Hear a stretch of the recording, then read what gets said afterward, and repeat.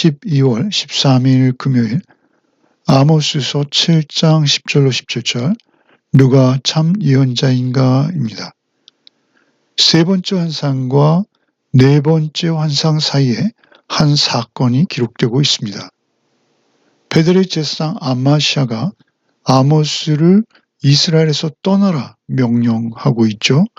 그러나 아모스는 굽히지 않습니다. 아마시아에게도 하나님의 말씀을 선포한다라는 내용입니다.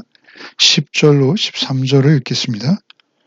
때 베델의 제사장 아마시아가 이스라엘 왕 여로보암에게 보내어 이르되 이스라엘 족속 중에 아모스가 왕을 모반하나이다. 그 모든 말을 이 땅이 견딜 수 없나이다. 아모스가 말하기를 여로보암은 칼에 죽겠고 이스라엘은 반드시 사로잡혀 그 땅에서 떠나겠다 하나이다. 아마시아가 또 아모스에게 이르되 선견자야 너는 유다 땅으로 도망하여 가서 거기에서나 떡을 먹으며 거기에서나 예언하고 다시는 베델에서 예언하지 말라. 이는 왕의 성소요 나라의 궁궐임이니라. 아마시아는 아모스 시대 베델의 제사장이었습니다. 소위 베델의 종교적 실권자로 왕과 친분을 맺고 정치적인 영향력도 상당했던 자였을 것이다 라고 여겨지는 것이죠. 북이스라엘의 최고 지도자층의 일원으로서 자신이 누릴 수 있는 종교적 권위와 정치 사회적 영향력을 만끽하고 있는 중이었을 것입니다. 그렇게 그 사회의 약자들이나 시골의 가난한 자들이 겪고 있을 삶의 문제들에 대해서는 눈이 멀었거나 또는 알면서도 전혀 관심을 기울이지 않았을 것이죠. 그는 권력층과 가진 자들의 기득권을 옹호해주며 소위 현상 유지에 힘쓰는 지도자층의 한 명이었을 것입니다. 그의 입장에서 새롭게 등장해서 사회 전반의 죄악상을 지적하며 특별히 하나님의 공의로우심을 선포하는 아모스의 개혁적인 설교들이 굉장히 부담되었을 것입니다. 자신의 입지가 좁아질 뿐만 아니라 사람들의 관심을 빼앗길 것이었죠. 자신이 전하는 말씀이 하나님의 성품과는 너무나 동떨어진 것이라는 것을 점점 들키고 있었던 것입니다. 결국 아마시아가 선택한 방법은 무엇입니까? 아모스를 왕권에 도전하는 모반자로 몰아서 그곳에서 추방하는 것이 최선이었을 것입니다. 그는 왕에게 아모스를 고발하게 이르는 것이죠. 그 고발은 아모스의 설교의 핵심 내용을 약간 왜곡시키는 것입니다. 아모스는 신앙적 관점에서 이스라엘 사회 전반의 부패를 지적했습니다.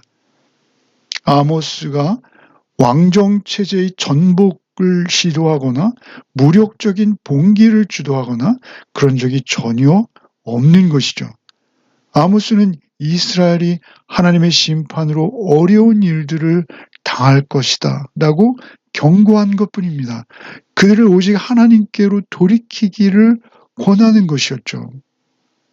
그러나 아마시아는 아모스의 사역이 나라를 전복하려는 모반이라고 왕에게 고발함으로 아모스를 큰 위험에 빠뜨리는 것이죠. 사실 북이스라엘은 반역이 일상이었습니다. 여로보암 왕조 역시 쿠데타로 시작된 마당에 이런 예언이 굉장히 민감하게 들릴 수밖에 없는 것입니다. 여로보암 왕의 반응은 성경에 기록되어 있지 않습니다. 그러나 굉장히 격분했을 것이다 라는 것을 우리 쉽게 예상할 수 있습니다. 아마시아는 아모스를 향해서 모욕적인 언사와 함께 너희 나라로 돌아가라 라고 말하고 있는 것이죠. 특별히 유다 땅으로 돌아가서 거기서 예언하고 거기서나 떡을 먹도록 하라는 것입니다. 아마시아에게 선지자직은 떡을 위한 것이었습니다. 선지자직을 통해서 오히려 부귀를 축적하는 것이 그들의 목적이었던 것이죠. 한마디로 아마시아의 말은 아모스에게 너희 유다로 가서 벌어먹고 살아라 라는 것이었습니다. 자기의 눈앞에 사라지라는 것이었죠. 너희 유다 지방에서나 떡을 벌어먹도록 하라. 굉장히 모욕적인 이야기가 아닐 수 없습니다. 아모스가 선포하는 메시지에 대해서는 그는 전혀 관심도 없었습니다. 관심이 없는 것은 물론이요, 오히려 그 안에서 고속거리만을 찾고 있었던 것이죠. 그는 하나님과 전혀 상관되지 않은 제사장입니다. 다시는 베델에서 예언하지 말라. 이곳은 왕의 성소요 나라의 궁궐이다. 이렇게 말하고 있어요. 놀라운 것은 아마시아의 말 어느 곳에도 하나님은 계시지 않았다는 것입니다. 왕과 나라만 있었던 것이죠. 하나님이 계시지 않은 그곳에서 가장 중요한 가치는 왕과 나라일 뿐입니다. 왕 앞에서 항상 예의 바르고 적절하며 왕실과 왕궁에 걸맞는 그들의 만족을 위한 설교만이 허용되었던 것이죠. 예의 범절에 합당하고 그 후원자들의 귀에 거슬리지 않는 항상 부드러운 말씀만을 전하는 곳이었던 것입니다. 여기에 대해서 아모스는 이렇게 대답하는 것이죠. 14절로 17절입니다. 아모스가 암마시아에게 대답하이르되 나는 선지자가 아니며 선지자의 아들도 아니라 나는 목자요 뽕나무를 재배하는 자로서 양떼를 따를 때 여호와께서 나를 데려다가 여호와께서 내게 이르시기를 가서 내 백성 이스라엘에게 예언하라 하셨나니 이제 너는 여호와의 말씀을 들을지니라. 내가 이르기를 이스라엘에 대하여 예언하지 말며 이삭의 집을 향하여 경고하지 말라 하므로 여호와께서 이와 같이 말씀하시기를 내 아내는 성읍 가운데서 창녀가 될 것이요 내 자녀들은 칼에 엎드러지며 내 땅은 측량하여 나누어질 것이며 너는 더러운 땅에서 죽을 것이요 이스라엘은 반드시 사로잡혀 그의 땅에서 떠나리라 하셨느니라. 아모스는 아마시아에게 대답합니다. 나는 예언자가 아니며 예언자들의 아들들 중에 한 명도 아니다. 특별히 예언자들의 아들들은 그 시대의 어떤 특정한 지도자를 따르며 그에게 속해 있는 어떤 예언자 학교, 예언자 집단과 같은 것을 말하는 것입니다.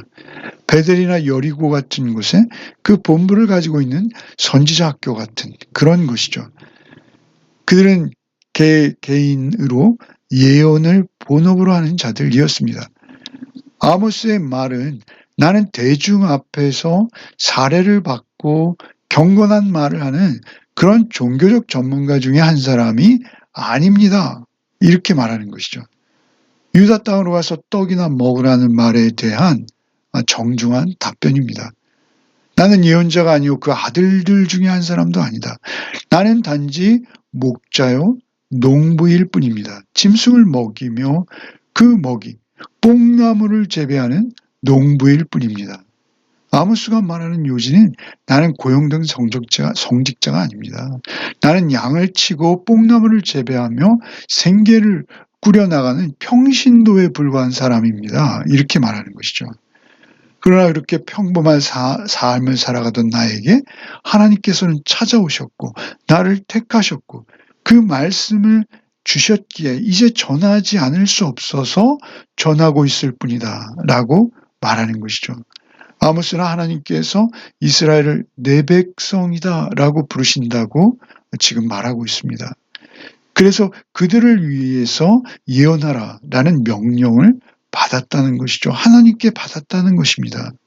그렇게 하나님의 말씀을 대언하는 나에 대해서 그것을 방해하며 중단시키려는 너에게 하나님께서 말씀을 선포하시며 그가 당할 저주를 들려주셨다라고 정말 듣기에도 민망할 정도의 저주와 재앙을 선언하고 있는 것이죠. 사실 하나님의 말씀을 가감없이 들은 대로 전하는 그 아모스의 메시지는 그들의 죄상을 들춰내어서 회개에 이르게 하는 것이 목적이었습니다. 아마시아도 역시 그 가운데 하나님의 음성을 들을 수 있었습니다. 그러나 부인하는 것이죠. 외면하는 것이죠. 듣지 않는 것입니다. 그들의 눈은 가리워졌고 오직 그들의 목적은 그 기득권과 부유함에 있는 것입니다. 오늘날에도 역시 기록된 말씀을 가감없이 그대로 전하는 것은 쉽지 않은 시대인 것이 분명합니다. 때로는 어떻게 그런 말씀을 전할 수 있을지 참 어렵게 생각되어질 때가 있습니다. 그러나 우리가 오직 성령님을 의지하며 그 말씀이 말하고자 하는 뜻이 무엇인지를 냉정하고 정확히 그렇게 읽어내려가는 것, 이것이 우리의 삶에 가장 중요하고 너무나 소중한 것입니다.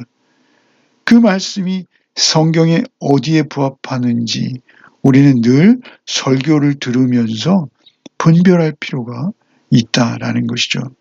아모스 선지자는 드디어 바로 다음 장 8장 11절에 이렇게 말하고 있어요. 양식이 없어 주림이 아니요 물이 없어 가람이 아니요 여호와의 말씀을 듣지 못한 기갈이다. 이렇게 하나님의 말씀을 대언하고 있죠. 하나님의 말씀이 온전히 선포되지 못할 때 이스라엘은 죄를 회개할 수 없는 것입니다. 회개하고 하나님 앞에 늘 돌이키는 상황이 그들에게 요구되어지는 것이죠. 그들이 그렇게 하나님 말씀 듣지 못하고 돌이키지 못할 때 결과는 어떻습니까? 전쟁에 젊은이들은 죽임을 당하고 백성들은 포로로 끌려가고 여인들은 팔려가는 참으로 비극적인 일이 그들의 눈앞에 기다리고 있는 것이죠. 하나님의 말씀을 바르게 전하지 못하도록 막는 아마시아와 하나님의 말씀만을 전하려는 아모스의 대결, 이것은 우리 안에도 항상 존재하고 있다는 것을 우리는 알아야 합니다. 이런 갈등은 말씀을 듣는 청중에게도 늘 있습니다. 말씀을 전하는 설교자에게도 언제나 이런 유혹이 자리 잡을 수 있습니다.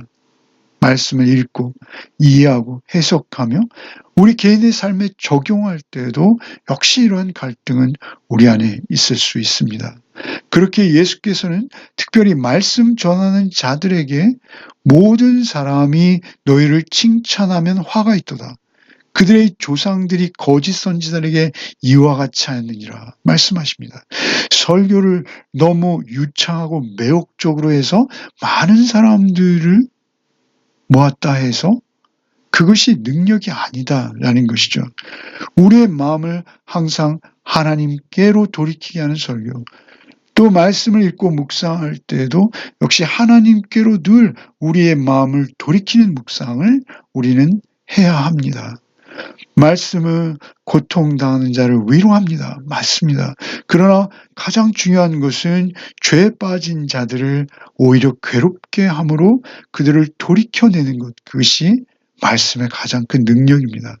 오늘도 오직 말씀 앞에 정직하게 설 뿐만 아니라 바르게 반응하는 하루를 살아내시는 복이 있으시기를 바랍니다. 기도하겠습니다. 주님, 하나님의 말씀 앞에 바르게 반응하는 자로 살게 하여 주시옵소서. 오직 하나님의 말씀 앞에 또한 바르게 예배하는 자로 살게 하여 주시옵소서. 하나님의 말씀을 기록된 대로 오직 성령의 도우심으로 우리의 삶 속에 늘 적용해가는 우리의 하루하루의 삶이 되게 하여 주시옵소서. 오직 오늘도 성령님 앞에 우리의 하루의 삶을 올려드리며 성령님의 주시는 지혜로 말씀 붙들고 하루를 살게 하실 말씀이 역시 되신 예수 그리스도 이름 받들어 기도하옵나이다. 아멘.